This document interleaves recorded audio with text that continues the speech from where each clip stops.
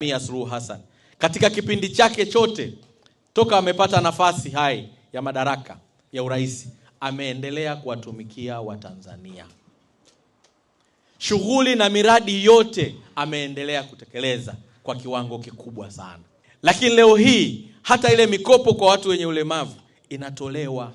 Na nikuombe mama yangu, baada ya uchaguzi tutakaa pamoja ili tuone namna gani tunawasaidia watu wenye ulemavu kupata mikopo kwenye halmashauri zetu. Leo hii zaidi ya bajaji 600 za watu wenye ulemavu ziko hapa mjini, watu wanatafuta riziki yao kwa ajili ya Daktari Samia Suluhu Hassan. Na Mheshimiwa Rais Daktari Samia amesema kila tunapojenga soko, tunapoweka miundombinu ya kibiashara, tuhakikishe watu wenye ulemavu wanapata nafasi.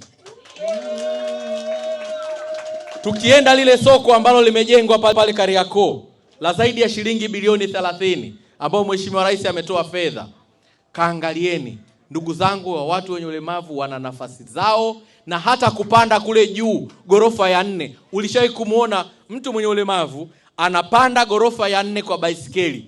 Lile jengo atapanda. Mpaka hapa tulipo, niwahakikishieni kwa niaba ya serikali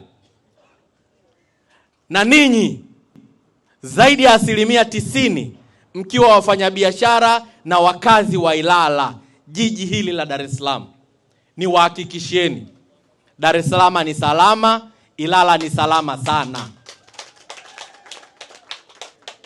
Tunao wajibu kama serikali kuhakikisha tunasimamia uchaguzi uende kwa uhuru na wa haki.